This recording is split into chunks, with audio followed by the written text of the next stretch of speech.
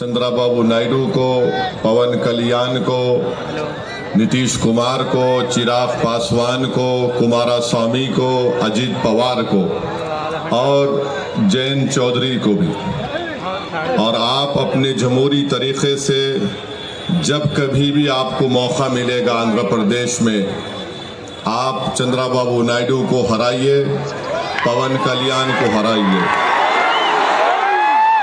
जब तक आप इनको सियासी तौर पर शिकस्त नहीं देंगे, इनका दिमाग ठिकाने आने वाला नहीं है। और हम शुक्रिया अदा करते हैं जगन मोहन रेड्डी का, इस बिल की मुखालिफत में वोट दिया, और उन तमाम सियासी पार्टियों का शुक्रिया अदा करते हैं जिन्होंने इस बिल की मुखालिफत में वोट दिया। कानून ऐसा बनाया गया है कि मिसाल के तौर पर आपको समझाने के लिए, यहाँ पर करनूल में गोल गुंबज की दरगाह है और वो आसारे खदीमा का भी उसमें रोल है। अब जब से ये कानून बन चुका है, वक्फ बोर्ड उसका मालिक नहीं है, ASI उसका मालिक बन चुका है। हम चंद्रबाबू किसी भी मस्जिद को, दरगाह को, खानखा को आपसे छीन सकती है। आप इस खुशफहमी का शिकार मत रहिए, नहीं नहीं हमारे पास है, ये है। गवर्नमेंट कुछ भी सेक्शन 3C उठाकर पढ़ लीजिए आप। और फिर इसमें ऐसा कानून बनाया गया कि लिमिटेशन का कानून लागू कर दिया गया। अगर कोई 20 साल से 12 साल से 20 साल से वक्फ की जायदाद पर काबिज है तो चंद्रबाबू नायडू उसको मालिक बना रहे हैं। हम चंद्रबाबू नायडू से पूछना चाह रहे हैं, आपकी एक तरकारी की दुकान है हेरिटेज के नाम से, अगर वहां पर कोई 20 साल से कब्जा करके बैठ गया तो मेरी हो जाती, आपकी रहती। आप लिमिटेशन का कानून उस पर लागू कर दिए। RSS यही चाहती है कि इस मुल्क में उनके पास एक लिस्ट है उन मस्जिदों की, दरगाहों की, खानकाहों की, वो उसको हासिल करना चाहते हैं। और चंद्रबाबू नायडू और पवन कल्याण ने RSS के एजेंडे को सामने बढ़ाया है और RSS को इस मुल्क के सेकुलरिज्म को ख़त्म करने के लिए, इस मुल्क के आइन को, कॉन्स्टिट्यूशन को कमज़ोर करने के लिए चंद्रबाबू नायडू ने बीजेपी का साथ दिया। आंध्र प्रदेश में यकीनन तरक्की होनी चाहिए, मगर चंद्रबाबू नायडू आंध्र प्रदेश की आवाम को झूठ बोल रहे हैं। मैं अमरावती के लिए कर रहा हूं।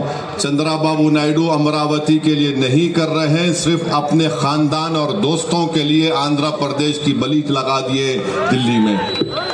कोई अमरावती का काम क्या हो रहा है बताओ आप। मगर अल्लाह का करम है कि हम देख रहे हैं कि इतने कम अरसे में 2024 में इलेक्शन हुआ। आंध्र प्रदेश की आवाम में अभी से चंद्रबाबू नायडू के खिलाफ गुस्सा पैदा हो चुका है और मुझे यकीन है कि इंशाअल्लाह ताला ये गुस्सा और बढ़ेगा और चंद्रबाबू नायडू को इलेक्शन, जब कभी भी लोकल बॉडी के इलेक्शन होंगे या अगर कुछ भी इलेक्शन हो, मेरी आपसे गुजारिश है कि आप इसका मौसर जवाब दीजिए। हमारे जो भाई तेलुगु देशम पार्टी में बैठे हुए हैं, अगर नायडू आपकी बात को नहीं सुनता, आप निकल जाओ पार्टी छोड़ दो पार्टी को। आप कुछ नहीं कर सकते। देखो ये कानून मस्जिद को छीनने के लिए बनाया गया, ये कानून दरगाहों को छीनने के लिए बनाया गया, ये कानून खानकाहों को, कब्रस्तानों को छीनने के लिए बनाया गया है। जब तुम्हारी और मेरी पहचान मस्जिद से है, इख्तलाफ हो सकता है, मैं आप कोई दूसरी पार्टी में होंगे, मगर जब बात शरीयत की, मस्जिद की आती है तो मैं आपसे अपील कर रहा हूं कि आप बेखौफ होकर TDP को छोड़ दीजिए और पैगाम दीजिए कि आप कभी भी संविधान पर, कॉन्स्टिट्यूशन पर, शरीयत पर, मस्जिद पर कोई कॉम्प्रोमाइज नहीं करेंगे।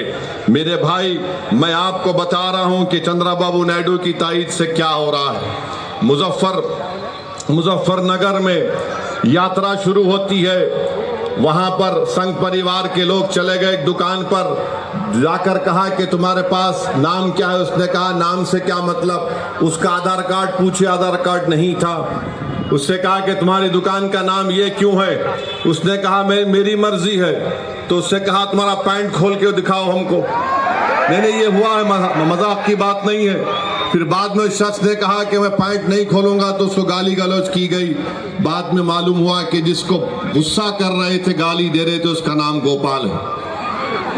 अब बात आइए, आप इस मुल्क में इस तरह का नफरत फैलाई जा रही है मुजफ्फरनगर में, और चंद्रबाबू नायडू खामोश बैठे हैं। चंद्रबाबू नायडू से हम पूछना चाह रहे हैं, दत्तात्रेय होसोबोले ने कहा कि संविधान में से सेकुलर और सोशलिज्म के वर्ड को निकालना चाहिए।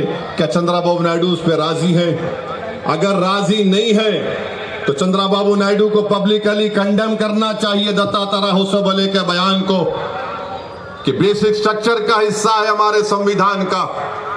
आप देख लीजिए आर्टिकल 9 क्या है, आर्टिकल 15, 16, 25, 26, 27, 29 क्या है ये। और फिर वोटर लिस्ट में नाम को भी मजहब के नाम पर से नहीं निकाला जा सकता। आज चंद्रबाबू नायडू उसकी भी तायीद कर रहे हैं। मैं आपके सामने बता रहा हूं आखिरी बात, महाराष्ट्र में बीजेपी की सरकार है। नायडू जाकर फडणवीस से बड़े गले मिले, पप्पियां लिए थे उसको। वहां पर क्या हुआ, वहां पर मीरा रोड में, नया नगर में 7 बंगालियों को पकड़ लिया गया। एक का नाम महबूब और शमीम खान था, कंस्ट्रक्शन वर्कर थे, थाना डिस्ट्रिक्ट में पकड़ लिए। उसके बाद और 3 को पकड़ लिए। उसके बाद मियां बीवी को पकड़ लिए, फजल, मदल और तस्लीमा को। इनको पुलिस ने इनका आधार कार्ड देखा, बोले कि नहीं तुम बांग्लादेश के हो। उसने कहा मुर्शिदाबाद का हूं, बोले नहीं। फोन निकाला, फोन फेंक दिए। उसने पैन कार्ड दिया, पैन कार्ड फेंक दिए। इन 7-8 हमारे बंगाली मुसलमानों को जो हमारे देश के हैं उनको बिठाकर बंगाल पहुंचाकर बीएसएफ के हवाले करके, बीएसएफ वालों ने उनको खूब पीटा और उनको ले जाकर ढकल कर बंदूक की नोक पर भारत के बॉर्डर से निकालकर बांग्लादेश के बॉर्डर में फेंक दिए। ये हो रहा है चंद्रबाबू नायडू। आपको अपनी कुर्सी की पड़ी है, हमको हमारे देश से बंगाली जबान बोलते थे। एक शख्स ने कहा कि मेरे पास 5-8 हजार रुपये थे, बीएसएफ के लोगों ने 7,500 रुपये छीन लिए मुझसे, बांग्लादेश में ढकल दिया उनको। फिर बंगाल की पुलिस ने पूरा भिजाया, कागजात भिजाए कि यहाँ के रहने वाले 3 बॉर्डर है, उत्तर दिनाजपुर, कोच बिहार से ढकल दिए 7 के 7 लोगों को। बताइए क्या हो रहा है हमारे देश में। अरे अगर आपको महाराष्ट्र में बंगाली बोलने वाले बांग्लादेशी नजर आ रहे हैं, मैं नरेंद्र मोदी से ये कह रहा हूं, भारत के वजीर आजम से, अगर आप जबान को देखकर ऐसा कर रहे हैं तो क्या आप में इतनी हिम्मत नहीं है कि वो 4 जालिम लोग जो 26 हमारे हिंदू भाइयों को पहलगाम में गोली मारे, वो कहां